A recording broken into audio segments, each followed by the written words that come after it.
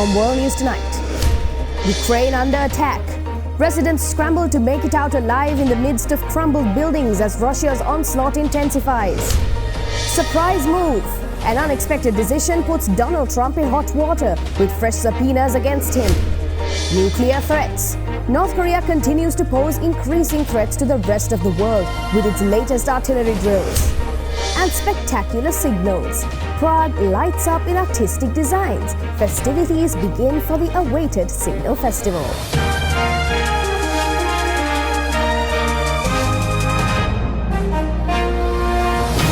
This is Derana World News Tonight. Reporting from Colombo, here is Anuradhi Vikramasinghe.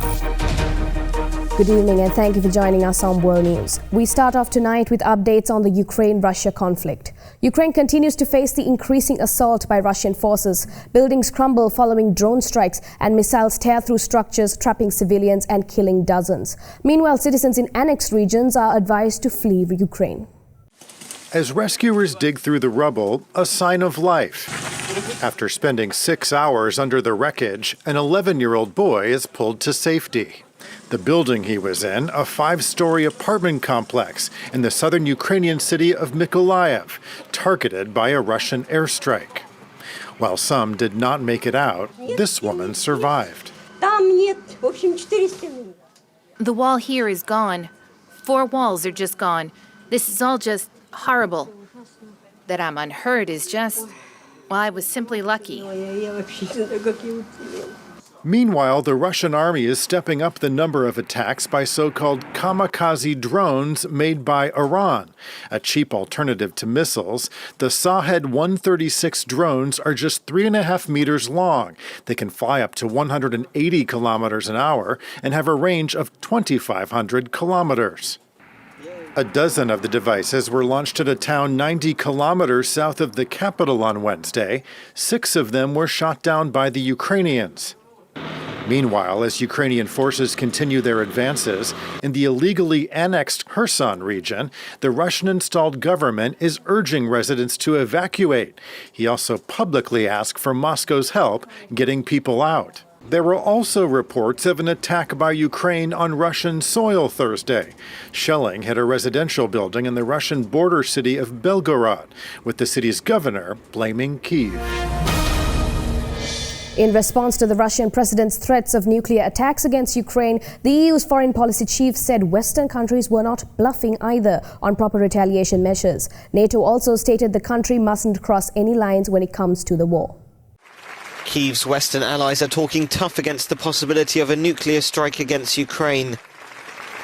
Russian President Vladimir Putin has hinted that the use of nuclear weapons is not out of the question. The EU has made it clear, though, that the response would be robust. Any nuclear attack against Ukraine will create an answer. Not a nuclear answer, but such a powerful answer from the military side that the Russian army will be inoculated, and Putin should not be bluffing. NATO has also warned that it will not be intimidated by Russia and takes its threats seriously. President Putin's nuclear rhetoric is dangerous and irresponsible. We take these threats seriously, and we remain vigilant. We will not be intimidated. Any use of nuclear weapons would fundamentally change the nature of the conflict and have severe consequences. The US is by far the largest power in NATO. It says Russia is upping the ante and not the alliance. Irresponsible and reckless rhetoric is dangerous. And so as we've witnessed nuclear saber rattling, we don't think that's very helpful. And again, it's dangerous. NATO, again, does not pose any threat to Russia. The possibility of nuclear conflict in Ukraine has forced Western leaders to talk tough. If it comes to pass, they may have to act tough too. Amidst new evidence and images that paint former President Donald Trump in a far more negative light, the January 6th committee is demanding that he answer the board directly in fresh subpoenas aimed against him. Tonight, a dramatic move by the House January 6th committee. There are 9 ayes and 0 noes. voting unanimously to subpoena former President Trump. He is required to answer for his actions. Though it's a step legal experts say is likely just symbolic, today's hearing essentially the committee's closing argument against the former president before the midterms. Over the course of these hearings, the evidence has proven that there was a multi-part plan led by former President Donald Trump to overturn the 2020 election. The committee revealing new documents obtained from the Secret Service, agents raising alarms the morning of January 6th. It was clear that the Secret Service anticipated violence. It felt like the calm before the storm, one agent predicted in a Protective Intelligence Division chat group. Another remarked how agents were watching the crazies on live stream, including reports there were armed members of the crowd outside Mr. Trump's speech. The crowd outside the magnetometers was armed, and the agents knew it. And the panel argued former President Trump wanted to lead his supporters to the Capitol, showing an email stating the Secret Service was concerned. And during the hearing, stunning new video, congressional leaders inside the Capitol during the riot, pleading for help. Why don't you get the president to tell them to leave the Capitol, Mr. Attorney General? They're putting on their tear gas masks. It's just horrendous, and all at the instigation of the President of the United States. Republicans have blasted the committee as a partisan sham. Every member was selected by House Speaker Nancy Pelosi. Tonight, Mr. Trump saying, why didn't the unselect committee ask me to testify months ago? Because the committee is a total bust that has only served to further divide our country. Committee member and fierce Trump critic Liz Cheney will soon be leaving Congress after losing in a landslide in her Wyoming Republican primary. Today, Cheney with this warning. What happens when the president disregards the court's rulings as illegitimate? When he disregards the rule of law? That, my fellow citizens, breaks our republic. North Korea fired one short-range ballistic missile into the East Sea. The launch came just after the regime's warplanes had been seen flying close to the South Korean border. In response to the latest in the string of provocations, South Korea's National Security Council convened an emergency meeting and posed unilateral sanctions on dozens of North Korean individuals and institutions. Before North Korea's short-range ballistic missile launched towards the East Sea on Friday morning, South Korea's Joint Chief of Staff reported that North Korean warplanes were spotted flying close to the inter-Korean border. The JCS said around 10 of the North's military aircraft flew in formation from 10:30 p.m. local time on Thursday for about 2 hours. In response, South Korea dispatched F-35 fighter jets and other warplanes. Then there was the ballistic missile launch. South Korea detected the SRBM launch from the Sunan area of Pyongyang at 1:49 a.m. The missile traveled about 700 kilometers, reaching a height of 50 kilometers and reaching a speed of Mach 6. The North also conducted artillery firing drills toward the West Sea at 1:20 a.m. and towards the East Sea at 2:57 a.m. Regarding the latest launch, the South Korean military is working closely with the U.S. in order to be fully prepared for more provocations. South Korea's National Security Council also convened an emergency meeting on the matter. During the meeting, the NSC focused on the North's unprecedented provocations, denouncing the regime for raising military tensions on the Korean peninsula. The council members reaffirmed that North Korea's ballistic missile launches are a violation of UN Security Council resolutions and vowed to bolster cooperation with the U.S. and Japan. Meanwhile, the U.S. was also quick to reaffirm its commitment to the defense of South Korea and Japan. The State Department condemned the North's missile launch, calling it a violation of multiple UN Security Council resolutions. It added that the U.S. continues to seek serious and sustained dialogue with the North, but the regime has so far been rejecting the talks. The U.S. Indo-Pacific Command also said in a statement that the launch didn't pose an immediate threat to U.S. or to its allies. France began pumping natural gas directly to Germany for the first time ever, part of a landmark agreement struck by both governments to help each other confront Europe's energy crisis as Russia cuts off gas supplies to Europe. Now, in a bid to reduce its reliance on Russian energy, Germany has received gas supplies from France for the very first time. Gas began arriving in Germany through a pipeline on Thursday, following an energy deal inked between the countries last month. Described as a move in European solidarity, the French gas supplies will cover 2% of Germany's daily needs. Enough gas will be initially supplied to generate 31 gigawatt-hours of energy per day, but the pipeline can provide up to 100 gigawatt-hours. Russian gas supplies previously made up 55% of German energy supplies, but this has been reduced to 35%.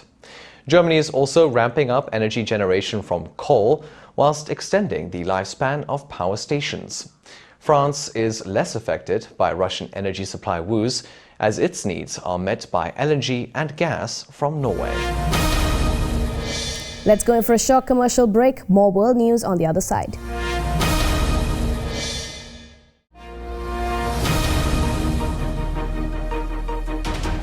Welcome back. More people are left without a roof over their heads as soaring inflation fuels homelessness and adds to the grievances of charities, which are struggling with high energy and food prices amidst fears of not being able to cater to the needs of all. Across Portugal, charities are struggling to cope with the sharp rise in the number of homeless. While soaring inflation and rising living costs are forcing people onto the streets, charities themselves are struggling to cope as they face rising energy bills and shrinking food donations. Portugal is Western Europe's poorest nation, and inflation has just hit a 30-year high of 9.3%. Because of Russia's invasion of Ukraine, the average price of bread in the EU is now 18% higher than it was a year ago. But NGOs believe high inflation is exacerbating existing structural problems. Low wages and high rents make the capital Lisbon the world's third least viable city to live in. The average salary is €878 per month, but most cost more than €1,000 to rent. But Portugal is not unique, and requests for support are rising elsewhere too. In the UK, the Charities Aid Foundation found that 4.9 million fewer people gave to charity or sponsored someone between January and April this year. And organisations are concerned the number of homeless people will increase even further this winter. Over in the US, the Biden administration announced new guidelines for Venezuelan migrants, under which some will have a pathway to temporary residence in the United States, and others who cross the border without authorization will be sent back to Mexico. Tonight, thousands of Venezuelans seeking asylum from political and economic turmoil are now being turned away at the U.S. border, leaving them with nowhere to live but violent cities in northern Mexico. It's part of a Biden administration plan that will allow up to 24,000 Venezuelans the right to temporarily live and work in the U.S. if they can find an American sponsor. The rest will be denied the right to enter under a new deal just reached between the U.S. and Mexico.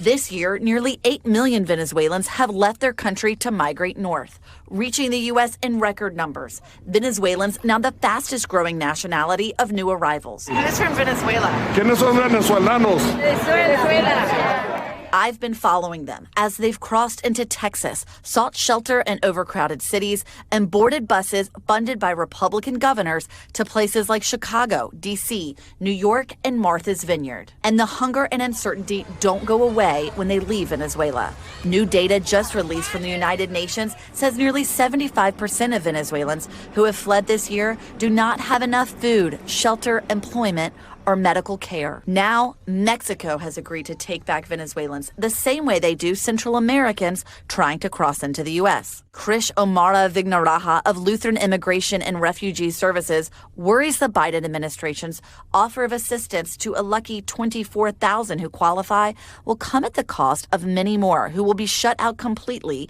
from seeking asylum in the U.S. Well, it feels like the Biden administration is cracking the window as they're closing the door. And she says many Venezuelans will find it hard to find a U.S. sponsor.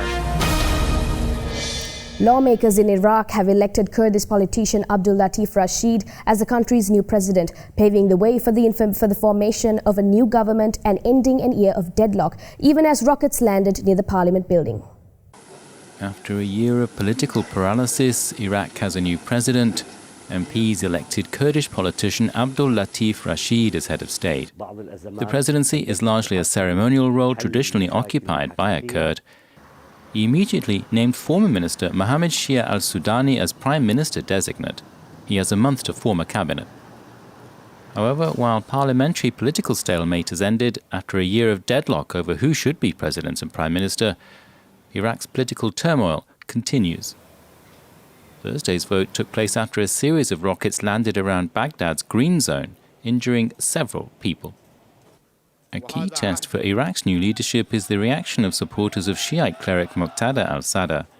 He was the biggest winner in last October's election, gaining 73 MPs, but withdrew them months later and quit politics. His supporters stormed the Green Zone and have disrupted efforts to form a government.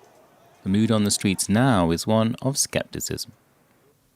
When Soudani was first proposed as Prime Minister in July, the move sparked protests by Sadr as follows. Sadr himself says there should be new elections and the current parliament should be dissolved. China saw rare protests in 2022 from rallies against a banking fraud scandal to mortgage strikes and COVID lockdown protests. These come ahead of Chinese Communist Party Congress when Xi Jinping is likely to secure an unprecedented third term. In July, a filmed protest in China went viral. Plainclothed officers violently broke up demonstrators outside a bank in Zhengzhou. People wanted to know why they had lost access to their savings in a banking fraud scandal. Entrepreneur Xi, who only gave his surname, did not protest in July, but had joined a protest 2 months earlier. He said he was not able to access his savings of hundreds of thousands of dollars due to the scandal, which centered on a string of rural lenders. Vocal protests are not common in China, and the bank scuffle took place at a politically sensitive time, as Chinese President Xi Jinping is expected to be appointed for a third term, ensuring his place as China's most powerful leader since Mao Zedong. The protests are part of a broader swell of public dissent, from mortgage strikes to COVID lockdown protests, with anger also being vented online. Some say they feel let down by the state they revered. And the protests have persisted despite a security clampdown and fears of repercussions.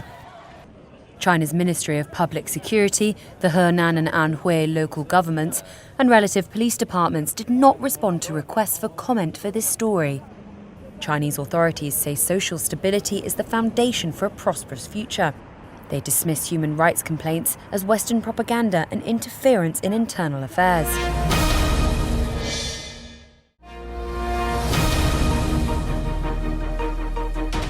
Welcome back. For more news, let's take you around the world in a minute.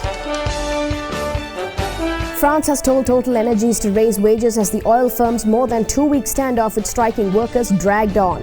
A hospital in Chad's capital says it is seeing increasing numbers of children hospitalized with malnutrition. The country witnessed severe drought followed by the worst floods in 30 years. A city in southern Pakistan is still suffering from flooding after torrential rainfall 42 days ago. Most areas remain submerged as victims continue to struggle following their displacement. Delta Airlines forecast stronger than expected profit in the fourth quarter as the carrier sees travel demand remaining robust despite growing risks of an economic recession.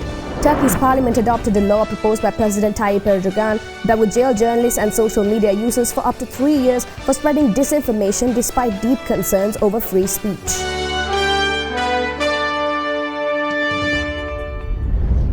That is all from us here at World News Tonight. Join us again on Monday as we keep you up to date with the latest from around the world. In case you missed any of the stories tonight, you can watch the whole program on our YouTube channel, youtube.com/othertharenglish. While other cities spare on street lighting and even cancel Christmas markets, residents in Prague were able to enjoy a bright highlight as the city's landmarks were illuminated with lights and lasers for this year's Signal Festival. We leave you tonight with spectacular visuals of modern art and new technology. Thank you for watching. Have a great night.